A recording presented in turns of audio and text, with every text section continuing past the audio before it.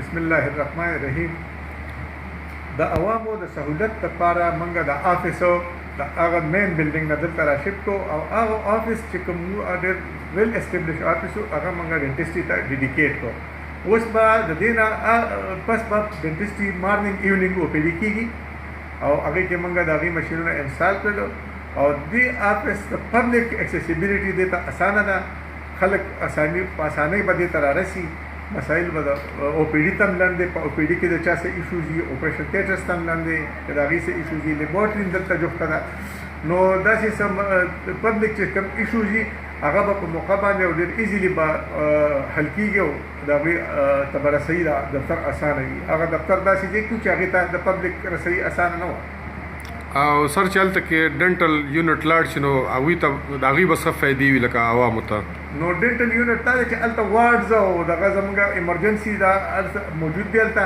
او نو ډنټل یونټ په هغې کې دا فایده ده چې هغه دونه سپیس په هغې کې ډېر دی چې هغې کې به لکه مشینونه د هغوی انسټال شو. د ایونینګ دپاره پکې موږ بیل چې کوم دی یو مشین انسټال کو، د فیمیل دپاره پکې موږ بیل انسټال کو او څلور مشینونه موږ مین او پی ډي کې انسټال کو. هغه څلور به په مارنینګ کې به څلورو او دا یو د فیمیل والا دا مشین اکټیو وي او دا شپږم مشین چې کوم دی دا به په ایونینګ کې اکټیو وي. سر عوامو ته یو پیغام د هیلث د طرف نه عوامو ته زموږ دا پیغام دی چې موږ حکومت پوره کوشش کوي چې عوامو ته سهولیات ورکړي. دلته ډېر زیات کمی دی او د عوامو ایکسپیکټیشن د حکومت نه ډېر سیوا دي.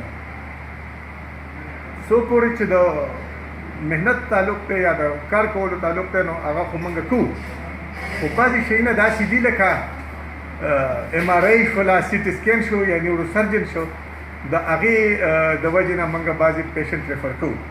عوامو ته زموږ دا درخواست دی چې مثبت تنقید دې کوي. اسپتال د دوی اسپتال دی، میډیسن پکې موږ یو 2 ټرکه میډیسن د چا نه په ډونیشن کې غوښتي وو موږ راوړلو. میډیسن هم انشاءالله زموږ مسله حل ده او ډاکټرانو ته زما دا درخواست دی چې دا د اسپتال میډیسن لیکي د بار د خلکو ته مه لیکي چې د څو پورې دا اویلیبل دي.